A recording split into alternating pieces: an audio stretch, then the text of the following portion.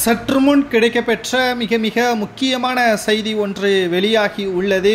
அனைத்திந்திய அண்ணா திராவிட முன்னேற்றக் கழகத்தின் இரட்டை இலை சின்னம் தேர்தல் ஆணையம் விசாரணையை நடத்தி வரக்கூடிய நிலையில் தற்பொழுது விரைவாக முடிக்க வேண்டும் என்று எடப்பாடி பழனிசாமி தரப்பினர் மனு ஒன்றை தாக்கல் செய்துள்ளனர். இதற்கு பதிலளித்த தேர்தல் ஆணைய அதிகாரிகள் தற்பொழுது வரை இந்த விசாரணை முடிவடையவில்லை, எங்களுக்கு கால அவகாசம் வேண்டும், தற்பொழுது இரட்டை இலை சின்னத்தை முடக்கலாம் என்ற எண்ணத்தில் இருப்பதாகவும், இரு தரப்பினர்களது விசாரணை முடிவடைந்திருந்தாலும் அதில் பல்வேறு குழப்பங்கள் இருப்பதாகவும் எடப்பாடி பழனிசாமி அவர்கள் விதிகளை மாற்றி அதிமுகவின் சில முக்கியமான விதிகளை மாற்றியதன் காரணமாக தனக்கு சொந்தமாக இரட்டை இலையையும் பொதுச் செயலாளர் பதவியையும் தன் வசம் வைத்திருக்கிறார் என்பதை தேர்தல் ஆணைய அதிகாரிகள் நீதிமன்றத்தில் ஆவணங்களை சமர்ப்பித்துள்ளனர்.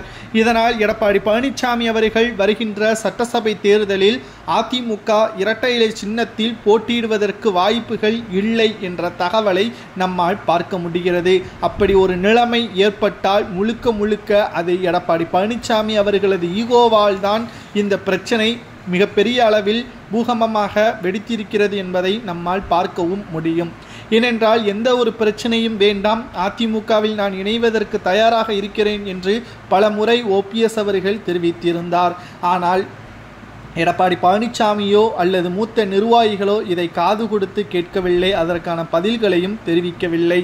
மேலும் இரட்டை இலை சின்னம் வழக்கு எந்த பாதையில் செல்கிறது என்பதை நாம் விசாரித்த பொழுது பன்னீர்செல்வத்திற்கு ஆதரவாகவும், ஆனாலும் அது ஓபிஎஸ்ஸிற்கு சாதகமாக தீர்ப்பு வெளியாகக்கூடிய தேதியும் தள்ளி வைக்கப்பட்டுள்ளதன் காரணமாக சட்டசபை தேர்தல் 9 மாதங்களுக்குள் நடைபெறுகிறது. 2026 மே மாதம் நடைபெறும் என்ற தகவலை நம்மால் பார்க்க முடிகிறது. அதற்கு முன்பாக அதிமுகவிற்கும் எடப்பாடி பழனிசாமி சாதகமாக வந்தால் மட்டும்தான் அவரால் களப்பணிகளை இன்னமும் வேகமாக பார்க்க முடியும். இல்லை என்றால் மிகப்பெரிய அளவிலான மாற்றத்தை ஏற்படுத்தும் என்ற தகவலை நம்மால் பார்க்க முடிகிறது.